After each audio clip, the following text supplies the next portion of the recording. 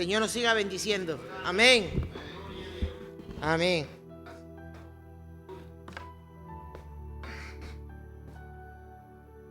Os puedo asegurar que os hemos tenido a todos en nuestros pensamientos, en nuestras oraciones, con este mal tiempo y con todo lo que ha pasado. Pero gracias a Dios, Dios ha guardado a toda la familia de la iglesia y no ha visto ningún percance, ¿verdad? Y eso hay que darle gracias al Señor. Bueno, pues hay una palabra que el Señor me habló tan fuerte que era a las 4 de la mañana y no podía parar de escribir. Y Dios me habló. Por eso doy la palabra, porque Dios me ha hablado. Si Dios no me habla, no doy palabra. Porque yo tengo que dar lo que Dios me dice que os tenga que contar. Y la verdad que es una predicación que yo sé que la hemos escuchado más de una vez por diferentes siervos de Dios, ¿no? Se encuentra en el capítulo 10. Y el capítulo 17 de Éxodo es sin desperdicio. Porque yo le he puesto un título, cuando estamos en dificultades. Todos en un momento dado estamos en dificultades. Estamos en problemas, uno de salud, otros familiares, siempre hay dificultades. Entonces, pero me habló tanto que quise compartirlo con vosotros. Es un capítulo precioso. Empieza con el agua en la roca. Dice, toda la congregación de los hijos de Israel partió del desierto de Sin por su jornada, conforme al mandamiento de Jehová, y acamparon en Refidim. Y no había agua para que el pueblo bebiese. Y altercó el pueblo con Moisés y dijeron, danos agua para que bebamos. Y Moisés le dijo, ¿por qué altercáis conmigo? ¿Por qué tentáis a Jehová? Así que el pueblo tuvo allí sed y murmuró contra Moisés y dijo, ¿por qué no hiciste subir de Egipto para matarnos de sed a nosotros y a nuestros hijos y a nuestros ganados? Entonces clamó Moisés a Jehová diciendo, ¿qué haré con este pueblo? De aquí un poco me apedrearán. Y Jehová dijo a Moisés, pasa delante del pueblo y toma contigo a los ancianos de Israel y toma también en tu mano tu vara que golpease el río y ve. He aquí que yo estaba delante de ti, allí sobre la peña de Oreb, y golpearás la peña y saldrá de ella agua y beberá el pueblo. Y Moisés le dijo así en presencia de los ancianos de Israel, y llamó el nombre de aquel lugar Masad y Meribá, por las rencillas de los hijos de Israel, y porque tentaron a Jehová diciendo, ¿está pues Jehová con nosotros o no? Una pregunta, ¿está Dios contigo en el problema que tú estás pasando? ¿Sí o no? ¿Tú qué piensas? ¿Cuántas veces nos hemos cuestionado? Señor, estoy cansado, ya no quiero luchar más. ¿Cuántas veces pasan esos pensamientos o vienen esos pensamientos desde afuera? El Espíritu Santo nunca te va a dar esos pensamientos. Esos pensamientos vienen desde afuera. Esa es la pura verdad. Pero date cuenta que este pueblo vio las maravillas. Vio las maravillas de un Dios todopoderoso. Este pueblo no era un neófito. Vio las maravillas. Pero todavía esas maravillas no se había hecho real, palpable en las vidas de ellos. Así que esas inquietudes, ¿cuántas veces dudas y vienen a tu mente? ¿Cuántas inquietudes vienen? Lo que tuvo que luchar Moisés con un pueblo así. Tuvo que luchar bastante. Y ahora, otra parte del capítulo, la guerra de Amalek. Entonces vino Amalek y peleó contra Israel en Refidim. Y dijo Moisés a Josué, escógenos varones y sal a pelear contra Amalek. Mañana yo estaré sobre la cumbre del collado y la vara de Dios en mi mano. E hizo Josué como le dijo Moisés, peleando contra Amalek. Y Moisés y Aarón y Hur subieron a la cumbre del collado, y sucedía que cuando alzaba Moisés su mano, Israel prevalecía. Mas cuando bajaba su mano, prevalecía Amalek. Y las manos de Moisés se cansaron, por lo que tomaron una piedra y lo pusieron debajo de él, y se sentó sobre ella. Y Aarón y Hur sostenían sus manos, el uno de un lado y el otro del otro. Así hubo en sus manos firmeza hasta que se puso el sol. Y Josué deshizo a Amalek y a su pueblo a filo de espada. Y Jehová dijo a Moisés, escribe esto para la memoria en un libro y di a Josué que raeré de toda la memoria de Amalek de debajo del cielo. Y Moisés edificó un altar y llamó su nombre Jehová Nisi. Y dijo, por cuanto la mano de Amalek se levantó contra el trono de Jehová, Jehová tendrá guerra por Amalek de generación en generación. Es muy fuerte, es muy fuerte. Primero vamos a las aguas. Está en lo que acabamos de leer. ¿Qué pasó? Israel acampa en Refidim y no hay agua. Pero es que ese pueblo había visto maravillas de Dios. El pueblo murmura contra Moisés. Uno de los grandes pecados que se cuenta como pecado es la murmuración. A veces pensamos que los pecados más gordos son los más fuertes. No, no. El murmurar de la iglesia, de los hermanos, el murmurar, el critiqueo es un gran pecado. Así, de frente, es un gran pecado. Israel acampa en Refidim y no hay agua. El pueblo murmura contra Moisés y pone a prueba a Dios. Dios manda a Moisés a golpear la roca y de ella brota agua. Significado espiritual: el pueblo duda, pero Dios sigue proveyendo. Así somos nosotros. Igual, nosotros criticamos, hablamos, pero la misericordia de Dios está todavía y te alcanza. La roca representa a Cristo. En 1 Corintios 10:4 dice, y todos bebieron la misma bebida espiritual, porque bebían de la roca espiritual que lo seguía. La roca era Cristo. Es muy fuerte. El agua simboliza vida.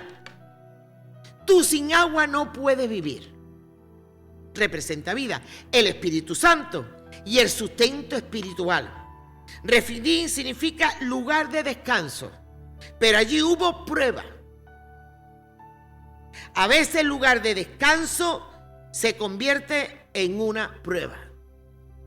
A veces cuando tú dices, voy a trabajar para el Señor, se acabó, yo me consagro, empieza a venirte prueba. Porque el enemigo quiere desalentarte, quiere desilusionarte. Y cuando ya te contamina, empiezas a criticar, que es lo peor. Porque Dios actúa siempre de distinta forma y no como la forma que nosotros pensamos. Él no tiene un patrón, el patrón lo tienes tú. Hemos visto a lo largo de la palabra de Dios que Dios rompe y deshace los patrones. Y usa a la gente que tú nunca usarías, pero Dios las usa. ¿Cierto o no cierto? Es así. ¿Está Jehová entre nosotros? Ponen entredicho si estaba Dios con él o no estaba. Pero ese pecado tan simple, ¿cuántas veces tú no lo has dicho? Dios mío, si fulanito le va mejor que a mí, si fulanito hace esto, esto y esto, y mira yo. Eso es así. Por Dios, si yo no intento de cumplir siempre tu palabra, si yo no falto un culto, y mira cómo me va. Esa es la mente miserable, nuestra mente, pero no es la mente de Dios. Porque esa regla Dios no vale para Dios. Dios ve mucho más allá de lo que nosotros vemos. Amén. Masá y Meribá no eran personas, eran lugares. Y su nombre tiene un significado espiritual y muy fuerte. ¿Qué son Masá y Meribá? Ahora lo vamos a ver. Aparece en Éxodo 17, lo hemos leído. Dice, y llamó el nombre de aquel lugar Masá y Meribá, por la rencilla de los hijos de Israel, porque tentaron a Jehová diciendo, ¿está pues Jehová entre nosotros? ¿De verdad que el Señor está conmigo? Si mira cómo estoy toda lisiada. Me levanto y yo ya no tengo el brío que yo tenía hace 20 años atrás. Claro, normal. Pero somos así. Esa clase de duda a Dios no le agrada. Para nada. Y esa pequeñez, como la murmuración que hizo Miriam de Moisés, tampoco le agradó. Y fue su mente esculpida de lepra y fuera del campamento. Entonces son pecados que tú tienes que bregar con ellos. No te estoy hablando pecados gordos que tú dices, no. Esa simpleza.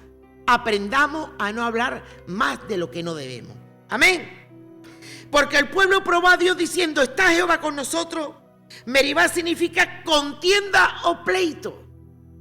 Y la mitad de los hermanos somos contenciosos y pleitosos. ¿Qué nos gusta un pleito? Y más lleva razón. Y es una cosa que es de la carne, no es de Dios. Porque el pueblo discutió y murmuró contra Moisés. Moisés puso esos nombres al lugar para que Israel recordara su actitud y no la falta de Dios. O sea, son nombres que dan y califican lo mal que te has portado, lo mal que le habéis hecho. Así que el pueblo tenía sed y en vez de clamar con fe, que lo sería lo normal, reclamaron, dudaron de la presencia de Dios. Aún así, tenemos un Dios que a amor y a misericordia no hay quien le gane. Le provee el agua. Amén.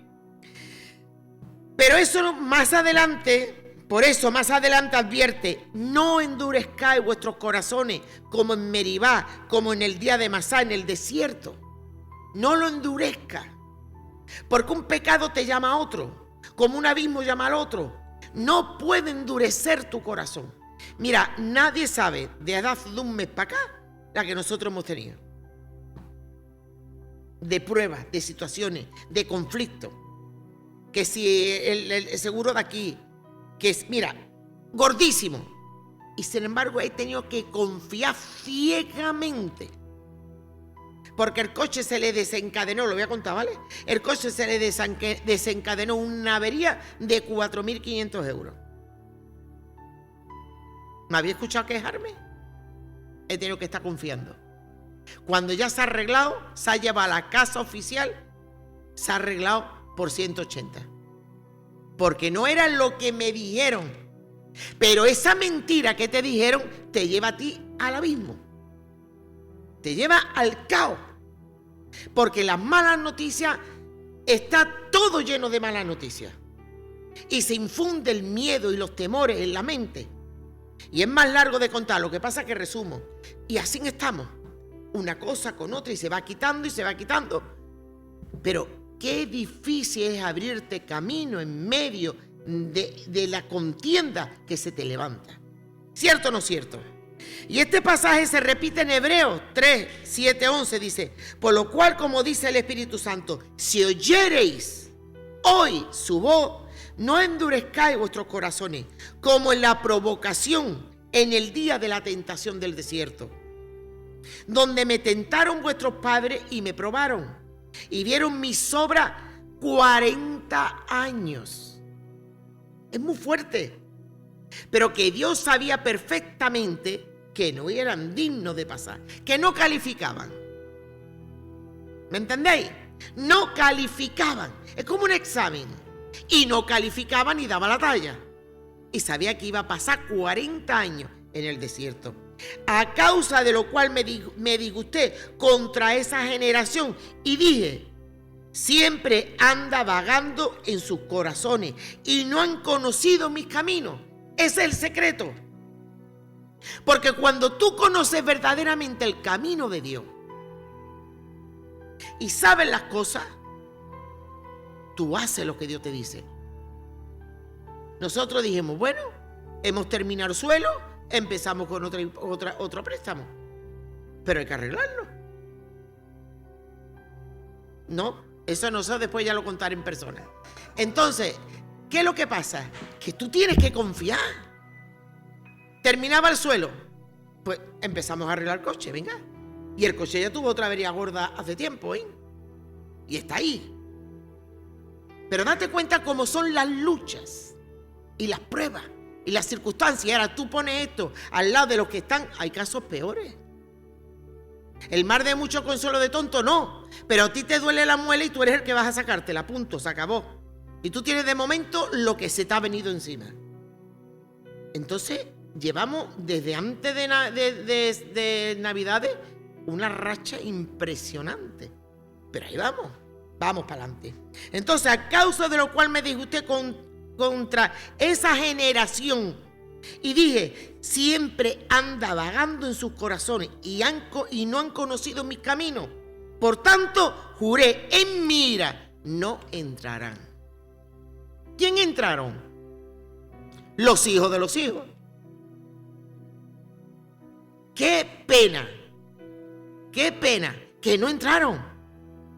Viendo que el zapato no envejecía, viendo que la ropa no envejecía, viendo que el zapato agrandaría a la paz del pie. Y no creyeron. Es así.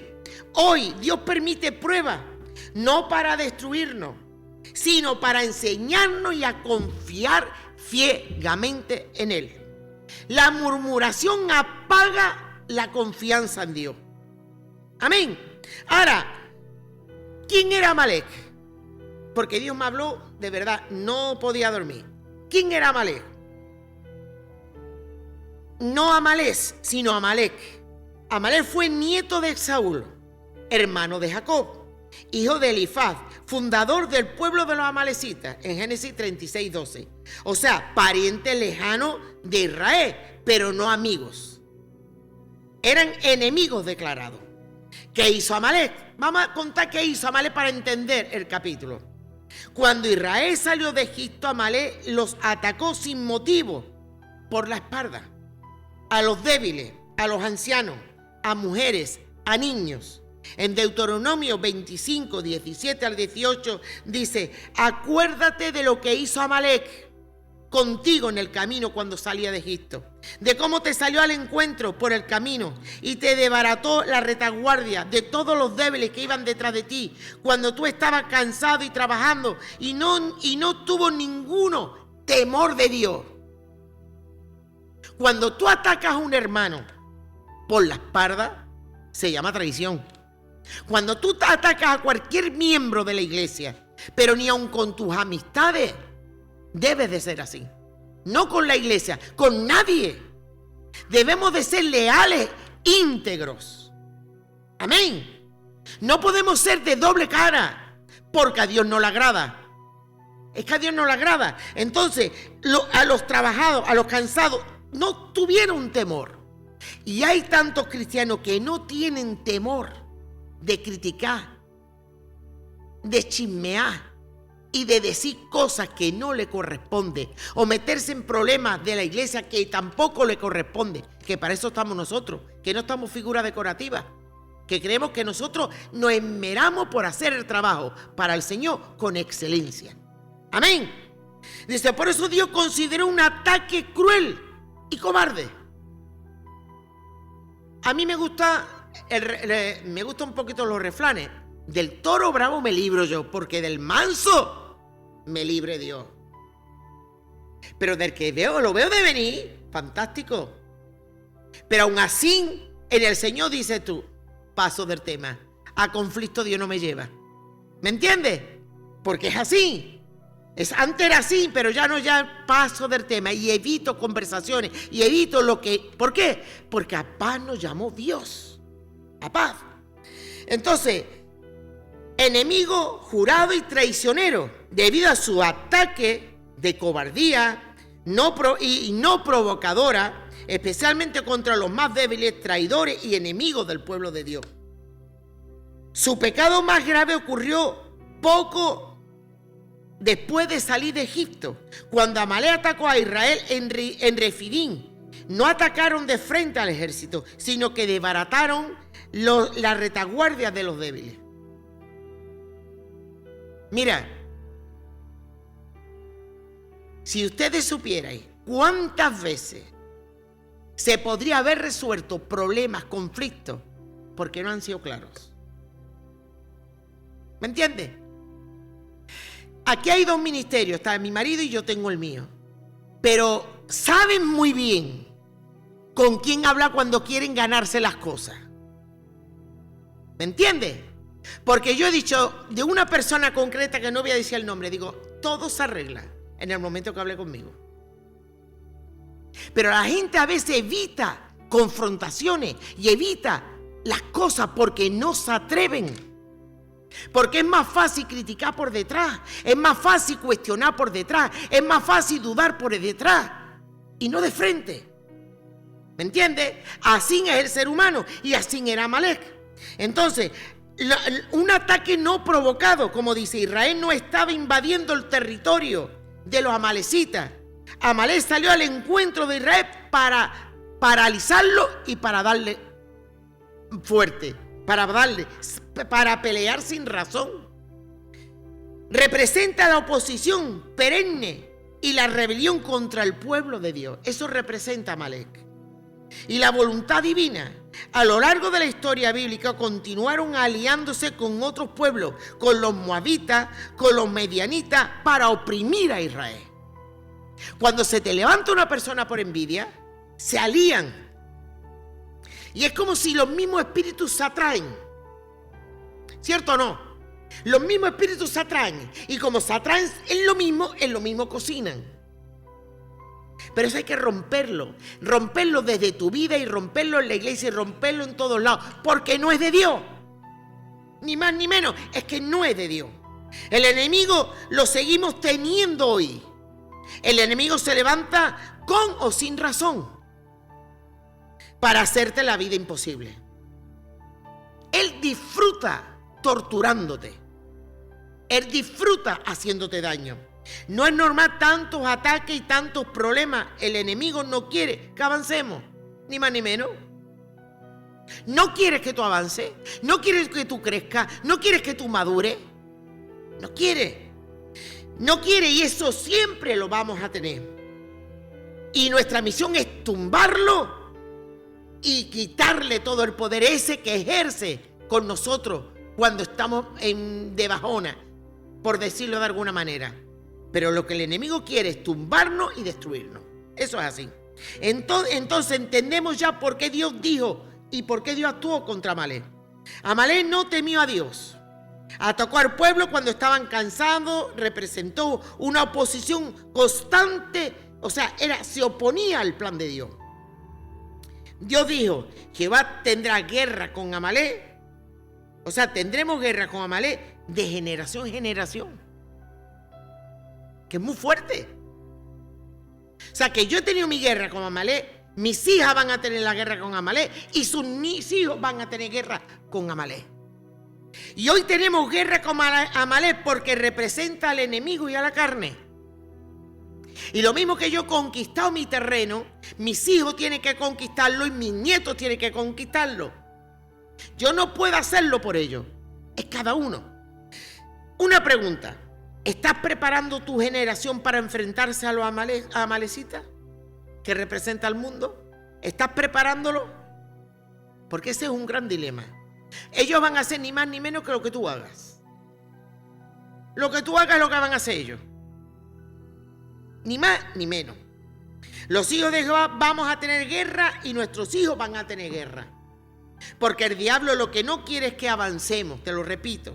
La Biblia te explica claramente que Amalek simboliza la carne, la naturaleza humana, rebelde, el pecado que vuelve una y otra vez. El enemigo interno que ataca cuando estamos más débiles. Se te vuelve, ¿cómo se dice? Al perro flaco todo se lo vuelve en purga. Pues igual, cuando tú estás más débil, cuando te vienen todos los malos pensamientos. Por eso no se le podía tolerar, sino vencerlo totalmente. Amén. En el Nuevo Testamento la lucha continúa, pero Cristo nos da la victoria. Amén. No es una guerra física, sino espiritual. En Gálatas 5:17 dice, porque el deseo de la carne es contra el espíritu y el espíritu es contra la carne y esto se opone entre sí. No hay fusión, no hay alianza. No puede haber alianza, el espíritu y la carne. O vives en el espíritu o vives en tu carne. Pero esa mezcla no hay. Porque Dios nunca va a tratar contigo en tu carne. Amén. Va a tratar cuando tú te bajes, tú te reconozcas, te necesito que trates con mi vida y necesito renunciar a la obra de la carne. Amén. Amalek pelea contra Israel. ¿Qué pasó? Amalek ataca a Israel. Moisés sube al monte con la vara de Dios. Mientras Moisés tiene las manos levantadas, Israel vence. Cuando la baja, Amalek, la guerra la gana a los contrarios. Amalek. Aarón y Hur sostienen sus brazos hasta la victoria. Señal que tú sola nunca vas a poder. Señal que por mucho que fuera Moisés, el caudillo, el ungido, el que abrió el mar seco, el que pasó todo el pueblo, no pudo solo. Solamente hay una persona en la historia que pudo solo, y ese es Jesús de Nazaret. Pero él no pudo solo. Él necesitó apoyo de Hur y de Aarón. Necesitó apoyo. Y físicamente demuestra que estaba súper agotado. Tuvieron que ponerle una piedra. Un hombre se pone a un lado y el otro hombre se pone al lado. ¿Por qué? Porque en la unidad Dios triunfa. Cuando el pueblo se une, hay victoria. Cuando la iglesia se une, hay victoria. Porque no podemos estar cada uno por un lado, porque eso no es parte de Dios. Amén. Amalek representa mi carne y el enemigo no siempre va a estar como quiera. Tú piensa, tú no. Levántate en el nombre de Cristo. Yo te lo digo, levántate y no te alíes más con los amalecitas, con la carne, con la función del mundo. No puedes ver función del mundo, ni en la alabanza, ni en las predicaciones, ni en nada. El mundo es mundo. Y nada impuro va a entrar en la presencia de Dios. Nada impuro. Va a entrar lo que es limpio y lo que Cristo ha limpiado. Las manos levantadas significa me rindo. Puede haber sido de otra posición, pero sin embargo cuando él levantaba las manos y levantaba la vara y la aguantaba los brazos, porque físicamente nos demuestra la Biblia que estamos limitados, que no somos superhéroes, estamos limitados. Y no puede solo. Necesitamos la colaboración de todos para que funcione. Ahí representa la oración, la unidad, la intercesión. Representa muchísimas cosas que todas ya sabemos de mano. La oración y la dependencia de Dios. Tú dependes de Dios, pero tú solo no puedes. Tú necesitas al hermano más chiquitito de la iglesia, se necesita. Es que es así. Aarón y Hur representa apoyo espiritual y común unidad. La victoria no depende solo de una fuerza humana, sino de la oración, de la constancia, del apoyo mutuo. Tenemos que ser uno. Amén. Por eso dice Jehová Nisi. Mira, este texto el Señor me lo dio hace ya muchísimos años. Jehová Nisi levanta bandera. Aunque venga Satanás como un río, él levanta bandera y dice: hasta aquí llegaste. No pasas más. Ya no pasas más. Hasta aquí llegaste. Es el punto final de tu trayectoria. Hasta aquí llegaste. Hasta aquí llegaste. Dios ordena, y lo que más me impresiona de todo, Dios ordena a escribir la victoria de Moisés. Escríbela. Regístrala. Es para edificar un altar. Después, Jehová dice: el Señor es mi bandera. Jehová dijo a Moisés: escribe esto para memoria en un libro. Y di a Josué que erraré de todo la memoria de Amalek de debajo del cielo. Que lo va a erradicar. Pero cuando tú te posiciones del lado de la victoria. Amén. Dios es quien da la victoria. El estandarte señala a quien pertenecemos. ¿Cuál es tu estandarte? Jehová Nisi es mi estandarte. Que aunque Satanás se levante como un río, con lenguas, con críticas, con lo que quiera, Jehová Nisi levanta bandera. Esa es la victoria. Cuando Dios pelea por ti, la gloria no es tuya, es del Señor. Tuya no es la gloria. Es el Señor el que te da la victoria. Sé dócil, sé humilde, sé obediente, que son las tres cosas que tú le exiges. Yo le exijo a mis nietos, pero que nosotros no lo somos. ni más ni menos. Sé dócil, sé humilde, sométete, muere. Y Dios va a ver maravillas en tu vida. Amalek pelea contra Israel. ¿Qué pasó? Amalek ataca a Israel. Moisés sube al monte con la vara, como hemos dicho. Mientras Moisés tiene las manos levantadas, Israel vence. Cuando las baja, Amalek gana. Aarón y Hur sostienen sus manos hasta la victoria. Todos sabemos que hay una representación de la iglesia ahí. La iglesia es la que te da cobertura. Tú tienes que estar en paz en tu iglesia. Hasta con el último miembro de la iglesia. Hasta el último niño de meses. Tú tienes que estar en paz y en bendición. Porque ahí es donde Dios derrama bendición y vida eterna. Porque tenemos un Dios de acuerdo.